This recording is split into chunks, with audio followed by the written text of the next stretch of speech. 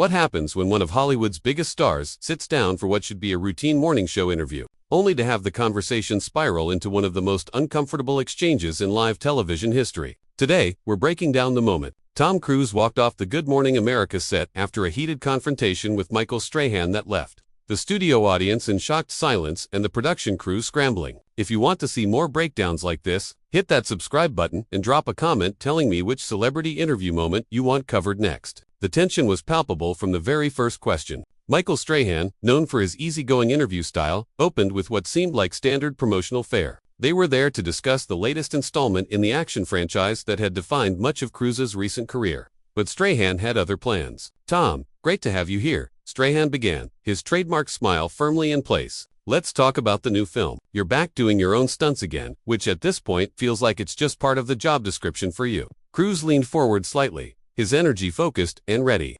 "Absolutely, Michael. You know, for me, it's about giving the audience an authentic experience. When they see me hanging off the side of a plane or climbing a building, they know it's real. That connection is everything." "Right, right." Strahan nodded, but there was something in his tone that suggested he was about to pivot. "But I think a lot of people are wondering, at what point does the risk become irresponsible? You've got a production depending on you, insurance companies, cast and crew, whose jobs rely on you staying safe." The first crack in Cruise's media-trained exterior appeared. His smile tightened just slightly. "I take every precaution, Michael. I train for months. I work with the best safety coordinators in the business. This isn't recklessness. It's preparation meeting opportunity." "Sure, but you've been injured on set before," Strahan pressed, his journalist instincts taking over. "There was that incident a few years back where production had to shut down for weeks. That's not just about you, that affects hundreds of people's livelihoods." Cruise's posture shifted. He sat back in his chair, his jaw setting in a way that regular viewers of his interviews would recognize as a warning sign.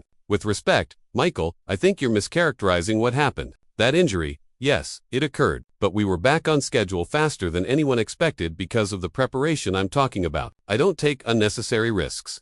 "But they are risks," Strahan countered, not backing down. "And I guess what I'm asking is, at your level, with your legacy already cemented, why keep putting yourself in these situations? Is it ego? Is it marketing? What's driving this need to constantly prove something?" The studio audience, which had been enthusiastically applauding moments earlier, went quiet. You could feel the atmosphere change. Cruise's publicist, sitting off camera, visibly tensed. "I'm sorry," Cruise said, his voice dropping to a lower register. "Are you suggesting that my commitment to my craft is ego-driven?" "I'm asking the question a lot of people are thinking," Strahan replied, maintaining eye contact. "You're one of the biggest movie stars in the world. You don't have to hang off planes to prove that." "I'm not trying to prove anything to anyone," Cruise shot back, his carefully controlled demeanor beginning to crack. "I'm trying to make the best possible film. I'm trying to honor the audience that has supported me for 4 decades. And frankly, I find it a little concerning that you're framing dedication and professionalism as ego." Strahan leaned in, sensing he'd hit a nerve. "Tom, I'm just saying what a lot of industry insiders have been saying privately. There's a difference between dedication and obsession. There's a difference between professionalism and needing to be the center of attention."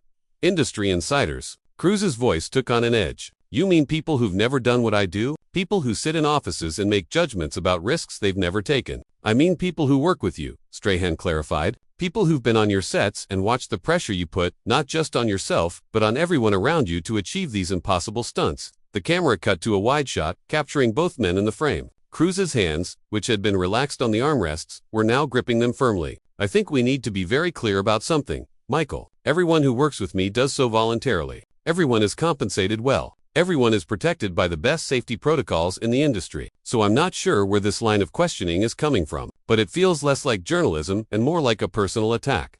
"It's not personal," Strahan insisted, though his body language suggested he knew exactly how personal it had become. "It's a legitimate question about someone who's become known as much for the behind-the-scenes drama as for the films themselves."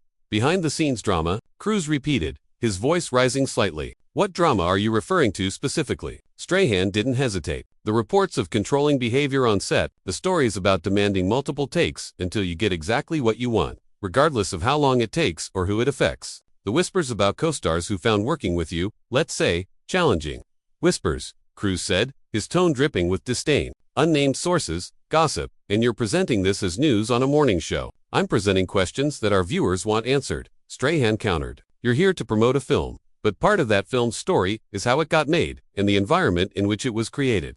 Cruise stood up abruptly, the microphone pack clipped to his waist, pulling the cord taut. A production assistant rushed forward to prevent any technical mishap, but Cruz waved him off. He didn't remove the microphone, not yet, but the message was clear. "Let me tell you something about those unnamed sources," Cruz said, now standing while Strahan remained seated, creating an odd power dynamic on camera. "The people who actually work with me, who are credited, who put their names on the projects we create together, they tell a very different story. But that doesn't make for good television, does it?" "Tom, I think you're overreacting," Strahan said, his tone attempting to de-escalate but his words achieving the opposite effect. "Overreacting?" Cruz laughed, but there was no humor in it. "You invite me here, under the pretense of discussing a film, and then you ambush me with tabloid psychology and anonymous accusations, and I'm overreacting." The co-hosts at the news desk, visible in the background, exchanged uncomfortable glances. This was live television spiraling into chaos, and there was nothing anyone could do to stop it. "Nobody ambushed you," Strahan said firmly. "These are fair questions based on years of reporting about your work methods." "Years of gossip," Cruz corrected. "Years of people trying to tear down someone who's successful, who's lasted, who hasn't burned out or faded away. That's what this is really about, isn't it? The fact that I'm still here, still doing it at the highest level. And that bothers people." "I don't think anyone's bothered by your success," Strahan replied, his own frustration beginning to show. "But success doesn't exempt you from scrutiny. It doesn't mean we can't ask difficult questions about how you achieve that success." Cruz pointed at Strahan, his finger not quite accusatory but close. "Difficult questions are fine. I've answered difficult questions for 40 years. But what you're doing right now is not journalism. You're trafficking in rumors and calling it news. And I won't be a part of it." The audience remained silent, transfixed by the confrontation unfolding before them. Some held their phones up, recording, knowing they were witnessing something that would dominate social media within minutes. Strahan stood up now too, refusing to let the physical dynamic shift entirely in Cruz's favor. "Tom, sit down. Let's have a conversation like adults, a conversation." Cruz's voice carried across the studio. "Is that what this is? Because from where I'm standing, this feels like a prosecution. You've already decided I'm guilty of something, you're just trying to get me to confess on camera." "That's not what's happening here," Strahan said, his voice steady but firm. "I'm asking you to address legitimate concerns about your reputation in the industry. That's not prosecution, that's accountability." Cruz shook his head slowly, a gesture that conveyed both disappointment and anger. "Accountability to who?" "To you, two anonymous sources who won't put their names on their complaints. I'm accountable to the studios that hire me, the audiences that watch my films, and the people I work with directly, not to gossip columnists masquerading as journalists." "That's a cheap shot," Strahan fired back, his own composure slipping. "I've been in this chair for years, and I've never once ambushed a guest or misrepresented a story. But when someone has a pattern of behavior that affects an entire industry, it's my job to ask about it." "A pattern of behavior," Cruz repeated mockingly. "You keep using these vague phrases. What pattern? What behavior? Give me specifics, Michael. Not rumors, not whispers, actual documented incidents that you can point to." Strahan paused, and in that pause, everyone watching could sense the calculation happening. He reached for a blue card on the side table, one that had been sitting there the entire interview. "All right, let's talk specifics. Your last film went $70 million over budget. 3 separate crew members filed complaints with the union about working conditions. And 2 of your co-stars from previous projects have given interviews where they described the experience as, quote, intense and difficult to navigate." Cruz's eyes narrowed. "You had that card there the whole time. This was planned. This entire interview was designed to put me on trial. It was designed to have an honest conversation," Strahan countered. "Something your publicists usually prevent from happening. But we're live, Tom, there's no editing this. No PR team spinning it later. Just you and me and the truth." "The truth," Cruz said bitterly. "You want the truth? The truth is that making great films is hard. It's expensive. It requires pushing boundaries and demanding excellence from everyone involved, including yourself. The truth is that not everyone can handle that level of commitment, and sometimes those people go to the press with their sob stories instead of admitting they weren't cut out for the work. So it's their fault." Strahan pressed. "Everyone who's ever had a problem working with you, they're all just weak or incompetent." "I didn't say that," Cruz snapped. "Don't put words in my mouth. What I'm saying is that there's a difference between someone who's genuinely been mistreated and someone who's upset because they were held to a high standard, and you're conflating the two to create a narrative." "The budget overruns aren't a narrative," Strahan shot back. "That's math. That's money. That's studios having to answer to shareholders about why your vision costs more than anyone else's." Cruz stepped closer to Strahan's chair, not threateningly, but enough to close the distance between them. "Those studios keep hiring me, Michael. They keep coming back. Because at the end of the day, my films make money. They make a lot of money. So yes, sometimes we go over budget during production. but we make it back 10 times over at the box office. That's the part you're conveniently leaving out. I'm not leaving anything out, Strahan insisted. I'm asking you to take responsibility for the way you operate, for the toll it takes on the people around you. Responsibility? Cruise's laugh was sharp and humorless. I take full responsibility for my work. I take responsibility for every decision I make on set, every stunt I perform, every creative choice that goes into my films. What I won't take responsibility for is the lies and exaggerations of people who want to use my name to boost their own profiles. So the union complaints are lies? Strahan asked pointedly. I don't know what those complaints say, Cruise responded, because unlike you, apparently, I don't have access to union files. But I do know that on every production I've ever been part of, we've followed every rule, met every regulation, and gone above and beyond to ensure crew safety and well-being. Strahan glanced at his producers off camera. A quick check-in that was barely perceptible but told the whole story. They were in uncharted territory, and no one was quite sure how to navigate it. Tom, I'm going to ask you a direct question, and I'd appreciate a direct answer. Do you think your need for control has ever crossed a line? My need for control, Cruise said, the words seeming to taste bitter in his mouth. Here's a direct answer for you. Michael, I don't need control. I need excellence. I need the films I make to be worth the time and money that audiences invest in them. If that makes me difficult, if that makes me demanding, then I'll wear that label proudly, because the alternative is mediocrity, and I didn't get where I am by settling for mediocrity. But at what cost? Strahan asked, his voice softer now, almost sympathetic. At what cost to the people around you? At what cost to your own relationships, your own peace of mind? The question seemed to hit differently than the others. Cruise went very still, his expression unreadable. My personal life is none of your business. We're here to talk about a film. We're here to talk about you, Strahan corrected. The film is part of that, but so is everything else. That's how this works. You can't compartmentalize yourself when you're one of the most famous people on the planet. Watch me, Cruise said coldly. I've been doing it for decades. And how's that working out? Strahan asked, the question landing like a punch. For a moment, just a moment, something flickered across Cruise's face. Hurt, maybe, or recognition. But it was gone as quickly as it appeared, replaced by the familiar armor of media training and star power. We're done here. Tom, wait, Strahan said, his tone shifting to something almost conciliatory. I'm not trying to attack you. I'm trying to have a real conversation. No, Cruise said firmly, reaching for his microphone pack. A real conversation requires good faith on both sides. You came in here with an agenda, with your little blue card full of accusations, and you expected me to just sit here and take it. I won't. So you're just going to walk away? Strahan asked. That's your response to legitimate questions. Cruise unclipped the microphone and handed it to a nearby production assistant, his movements deliberate and controlled. My response is that I came here to promote a film that hundreds of people worked incredibly hard on, a film that audiences are going to love. But instead of talking about their work, their artistry, their dedication, you wanted to play gotcha journalism with tabloid fodder. So yes, I'm walking away, because I have too much respect for the people I work with to let this circus continue. Tom, Strahan called out as Cruise turned toward the exit. Running away doesn't make the questions go away. Cruise stopped, turned back one final time. His voice, when he spoke, was quiet but carried clearly across the now sealed studio. I'm not running away from anything, Michael. I'm walking away from you. There's a difference. The camera operators weren't sure where to point their equipment. The director wasn't sure whether to cut to commercial. The other hosts sat frozen at the news desk. And Michael Strahan stood in the interview area, watching one of the biggest stars in Hollywood head for the exit. But then something unexpected happened. Just as Cruise reached the edge of the set, just as it seemed the interview was truly over, Strahan called out again. Not with another question, not with another challenge, but with something else entirely. You're right. Cruise stopped. The entire studio seemed to hold its breath. He turned slowly, his expression guarded. What did you say? Cruise asked. Strahan took a few steps toward him, leaving the interview area behind. I said you're right. I did come in here with an agenda. I had those questions ready because I thought, here's Tom Cruise. He never really answers the hard questions. He never really lets anyone see past the image. And I thought maybe, on live television, I could get something real. And how did that work out for you? Cruise asked, his tone still defensive but curious now. Not great, Strahan admitted, because what I didn't account for is that maybe the reason you don't answer those questions isn't because you're hiding something. Maybe it's because the questions themselves are based on assumptions that aren't fair. Cruise studied him for a long moment. The audience was completely silent now, everyone sensing that something had shifted. Is this another angle? Another way to get me to let my guard down? No, Strahan said simply. This is me recognizing that I let the pursuit of a moment, of a viral clip, of something that would get people talking, override basic respect. And I'm sorry for that.